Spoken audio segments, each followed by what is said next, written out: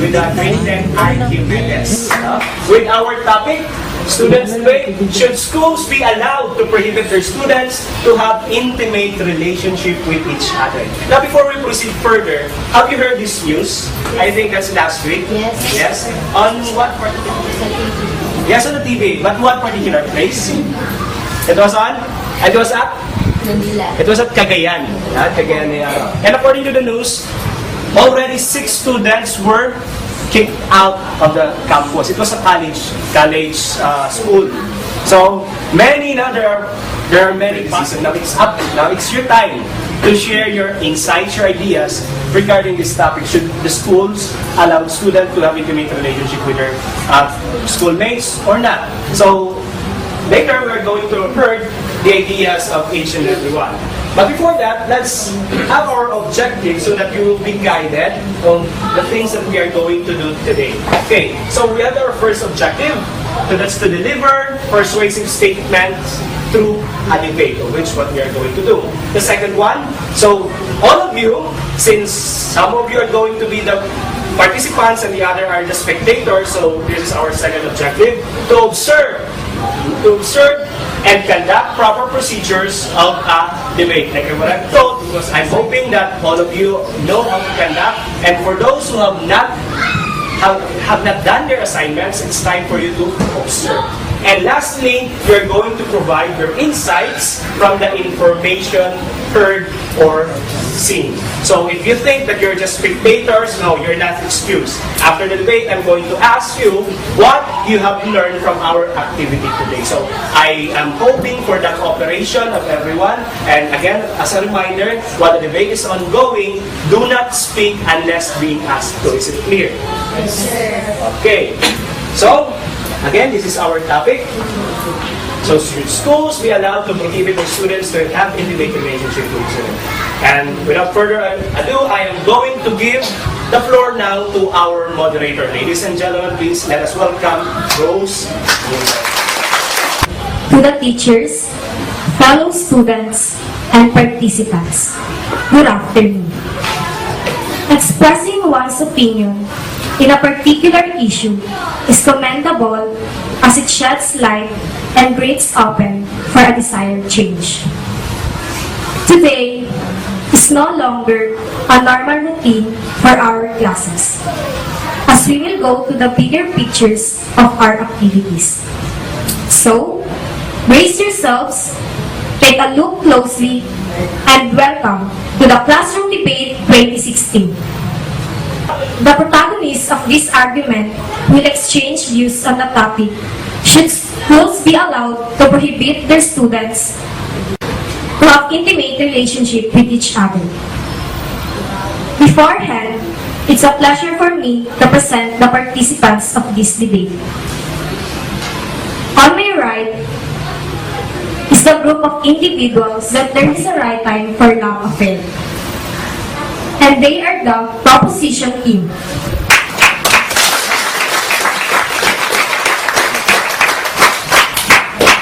On their up are the young ones who advocate that love is essential for one's students. And they are the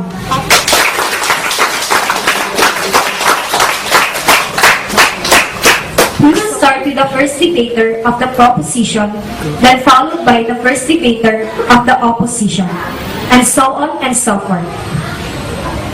All are set, everyone is ready. Ladies and gentlemen, it's debate time. A round of applause please for the participants. And to my fellow students, good afternoon. As a student, I agree that schools should be allowed to prohibit their students to have an intimate relationship with each other because it will positively help to reduce teenage pregnancy. According to Philippine Statistics Authority or PSA, 1 in 10 young Filipino women aged 15 to 19 has begun childbearing. 8% of them are already mothers and another 2% are pregnant with their first child. By strictly implementing the said proposition, It is for sure to lessen teenage pregnancy, since the students will not be tempted to engage in a relationship, for they will be punished, or worse, be expelled from their school. Thank you. Good afternoon, teachers, and to my fellow students. Allowing schools to prohibit their students to have intimate relationship with each other does not ensure us it will help reduce teenage pregnancy. And getting attracted to schoolmates is not the only cause of teenage pregnancy. According to the University of the Philippines Youth Institute, reasons for becoming pregnant among teenagers include unplanned sexual encounters and peer pressure, lack of information on safe sex, broken family, and lack of female role models in the family. In our time today, teenagers tend to do the opposite what they are told to. Like what Dr. Ponciano Mingueto, DepEd National Capital Region Director, said, sometimes when you tell them what are the things that they should not do, these are the things that they will do. And also, DepEd believes having a crush serves an inspiration for the youth to go to school and study. Thank you. Good afternoon to everyone. Good afternoon, teachers, to the audience, and to my fellow debaters. Good afternoon. According to Senator Cheese Escudero, for the past 3 years, there is a 7% dropout rate in secondary schools where teenage pregnancy is one of the causes. So, if we are able to stop or suppress teenage pregnancy, we are also able to lessen dropout rate.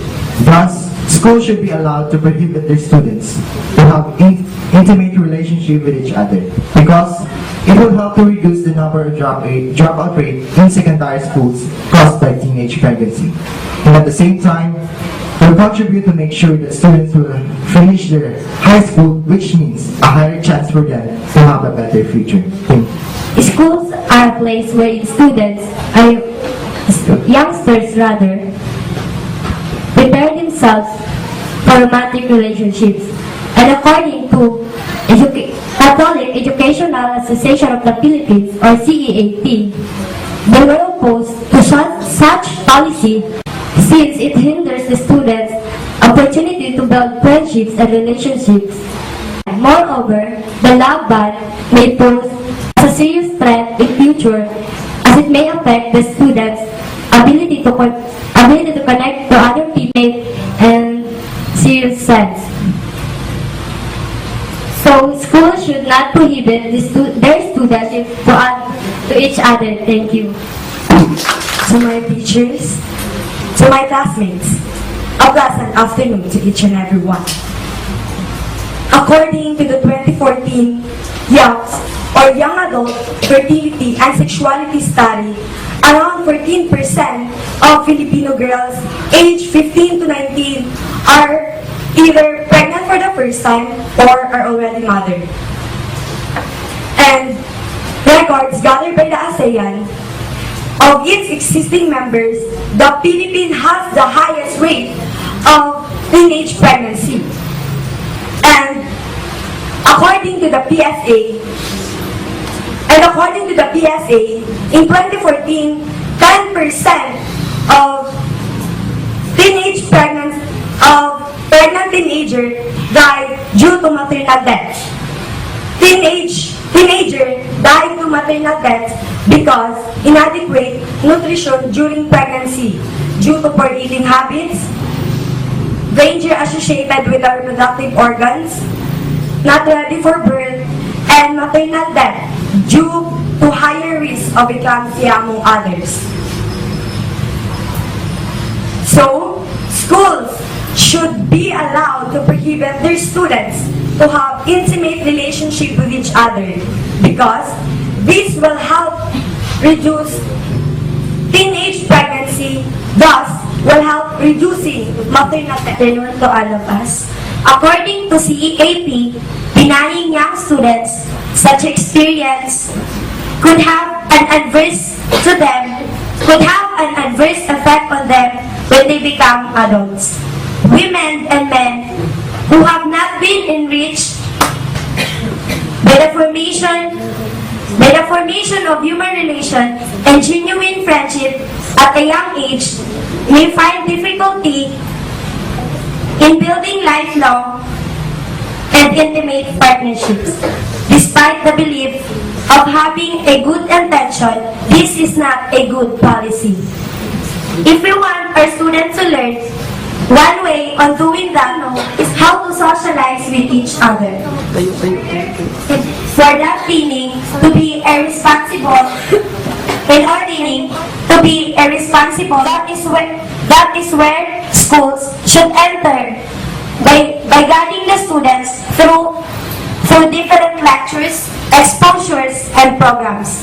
So schools should not prohibit their students to have an intimate relationships with each other. Each team has already presented their understanding and outlook of this topic, and we'll slowly see the ups and downs of having an intimate relationship. However, at this point of time, we will hear more discussions as one participant from every group will take a stand and speak to refute the manifested ideas of their counterpart. So, once again, let us give the floor to the participants of the real battle, To the visitors, to my fellow debaters, and to the spectators, good afternoon. Love can wait, as people say. High school students should not engage in intimate relationship towards opposite sex because at this stage they are fragile and can't handle when sudden breakup comes. There's no such proof that a student who have been developed with close relationship with each other can build a lasting partnership when they enter into marriage. In fact, having an intimate relationship at young age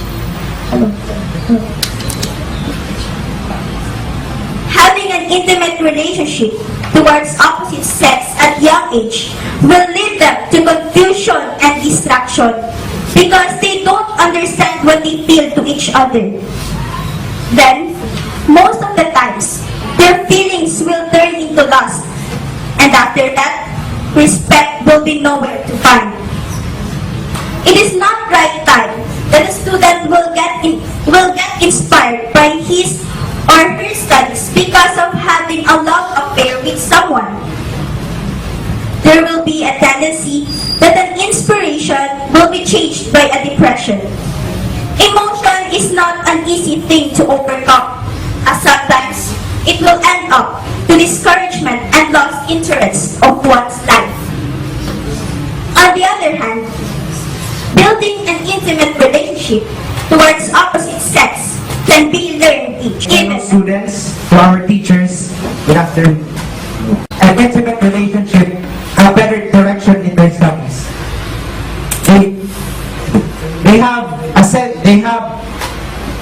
They have respect with each other, and they do not want to ruin their lives in what they do. Then, how come early pregnancy will happen if there is love in a relationship?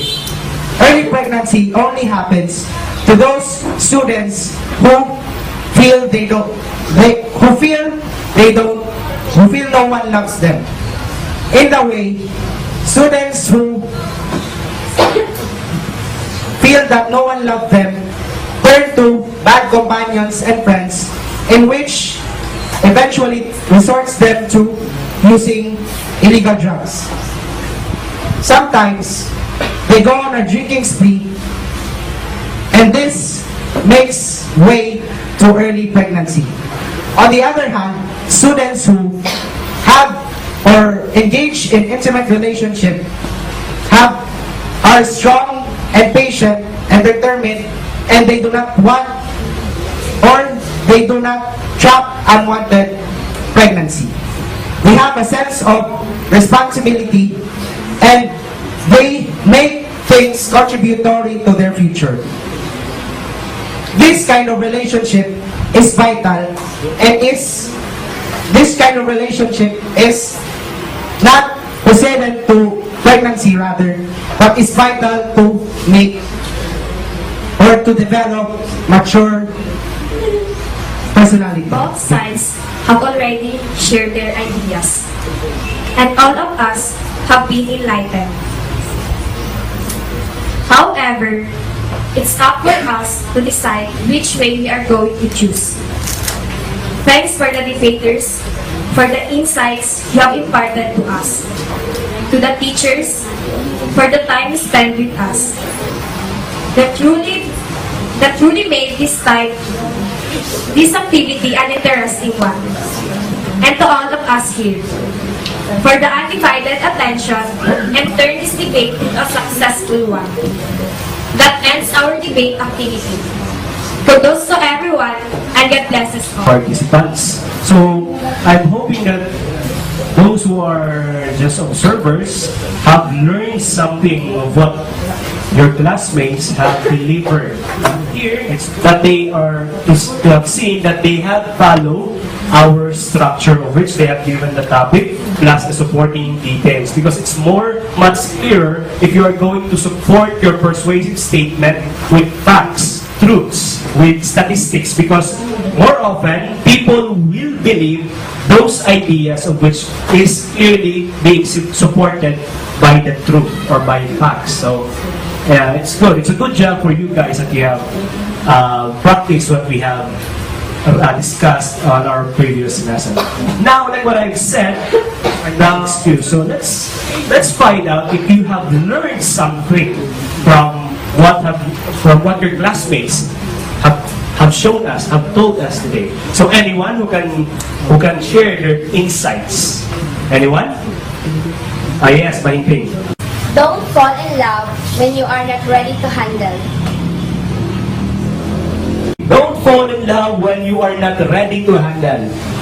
On which side was that statement taken? From the affirmative or from the negative? Affirmative. Are you sure? Yes. Huh? Yes, sir. Okay, yes. I'm just trying to make sure that you are really sure of your answers. Because affirmative, you are not that decided if it's really correct or not. Okay, other opinions, other insights. Yes, Chaba. Intimate relationship will give us an inspiration to one's studies, but sometimes it is a distraction.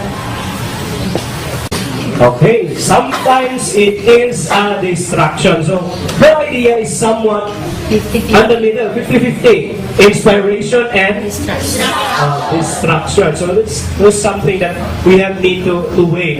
If we really want to have an inspiration, but sometimes it could be a distraction. Any other idea or insights? Anyone? Oh, yes. Juby. Be wise in entering a relationship and don't be enticed by the sweet words that sometimes lead to giving into a temptation that leads to early teenage pregnancy. Okay, don't be enticed with those sweet words. I know those sweet words are usually the lines of Mate, right, Mate? How about you, Cole? Did you deliver sweet messages? Really, teenagers can really relate when it comes to love life. But when you're going to speak about math, yeah, right? Okay, that's good. That's good observation. That's good insight. Any other opinion? Okay. Think for your future and not for the little enjoyment. Think for your future and not for the little enjoyment. That's the statement of Lika. Do you have a boyfriend, Lika? Do you have? Yes. Oh, yes, now. So, Lika, before you're going to do something that you're going to regret, think for your future. Any other insight? Any other insight? Yes, Jailani. Avoid bad friends that could drag you to an early pregnancy. Okay, avoid bad friends. Jailani, do you have bad friends? Do you have?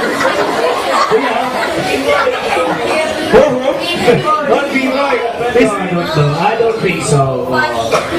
Jailani, Iwo is not a bad friend. Oh, yeah. He's a beautiful friend. Any other idea? Yes.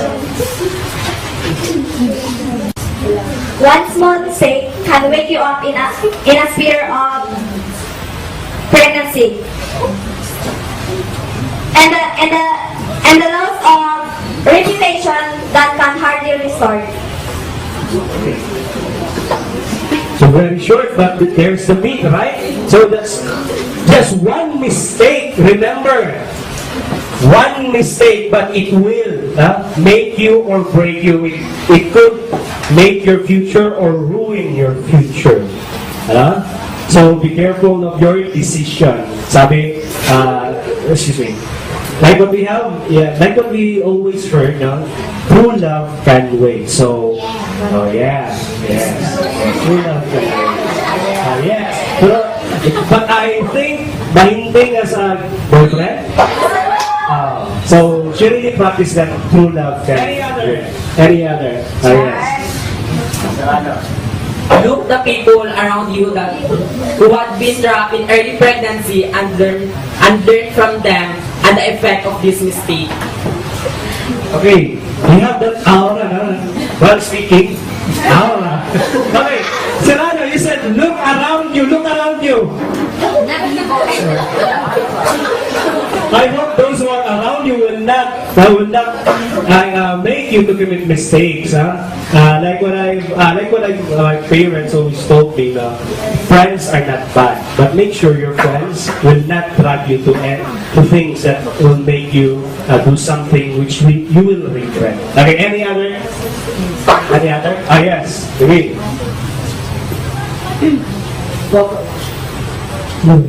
Focus first on studies as true love waits, but keep on having good friends.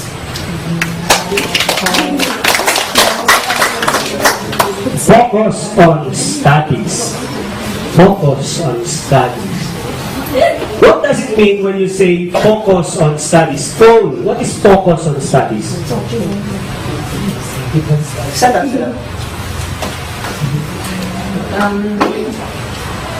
Focus and Place the microphone closer to your mouth. Focus on studies. First you need to do is study. Study and study. Study and study. So study and study. Mati, what is focus on study means? Sarap, Mati.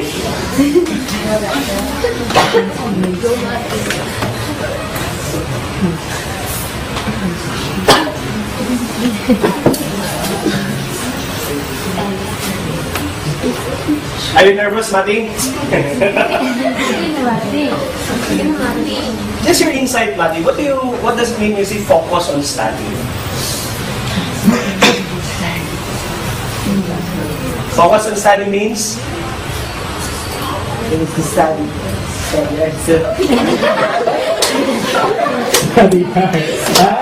I know you're feeling, you're having a hard time to express your opinion in the English language. So, I know, but you can answer in Filipino, I know that's okay. So, when you say focus on studies, it doesn't mean really that you are not going to have some time for fun. It's just a matter of prioritization.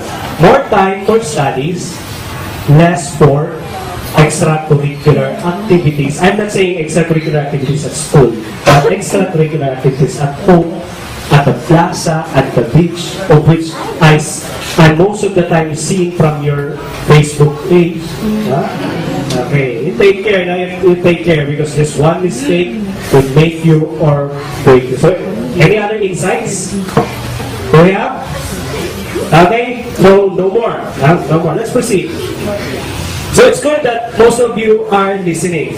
Now, before we end our lesson for today, okay, I would like to ask you a very necessary question because this is the one reason of why most Filipinos are having differences with each other. Some are the small differences and then they are going to kill, they're going to ruin that person. So my question is this. This is my question.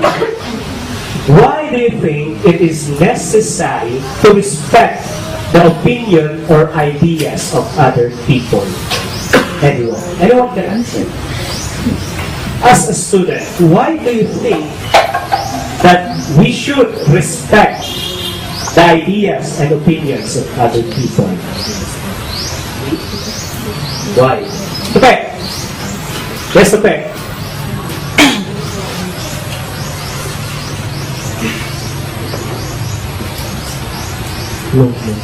Because each of us has his or her own point of view in life or in certain areas.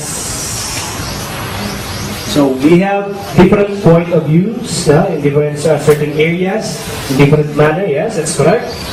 Some may love sports, but others may not. Some may love rock music, but to some it's a noise. Yes, that's correct. Other ideas. Why should we respect others' opinion? Anyone? Lucille. Do you have Lucille? Yes, Lucille.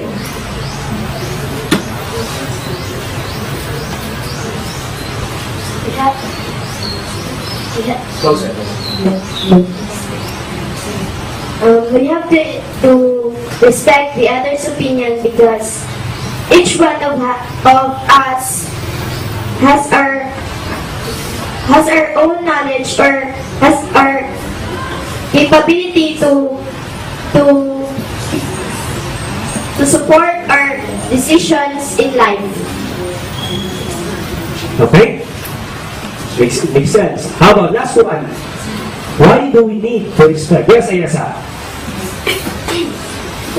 We should respect the opinion of other people because Philippines is a free country, right? So we have that freedom of speech. We have our own opinion. We have our own insights. We don't have the right to butt in whenever someone's talking about his or her opinions because that's what he or she believes are right. That's what she thinks are right. And people have their own minds and we are unique individuals. That's why I can say that every one of us here don't have the same ideas every time we are wherever we are. Thank you, Ayasa. And to add to your opinion, the ideas, it's correct. So, each of us are different. We have different mothers, we have different families, we are born at different time, at different places. Meaning, we have different environment around us. But from what I have read, environment really shapes someone. And because of that environment, we have different point of views, we have different beliefs, we have different cultures. The very basic example of that. Starting out our lives together. Light, love is in our hearts. I can't believe you're really mine forever. Been rehearsing for this moment all my life. So don't act surprised if the feeling starts to carry me away. On this day, I promise forever. On this day, I surrender my heart. Here I stand, take my hand, and I will honor every word that I say on this day.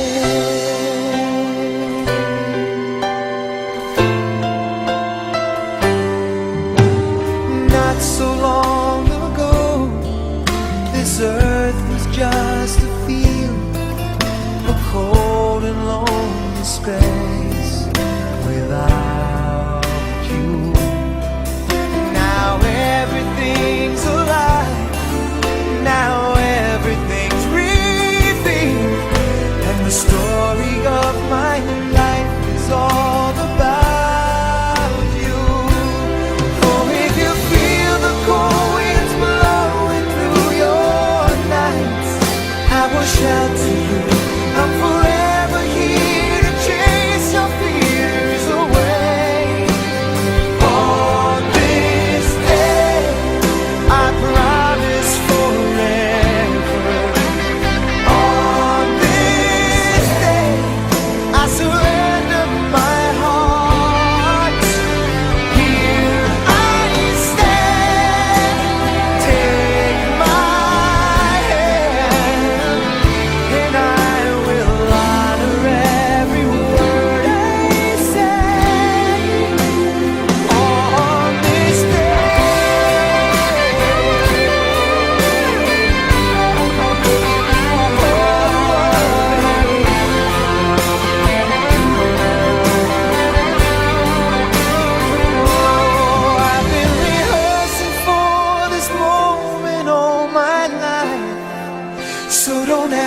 surprised if the feeling starts to carry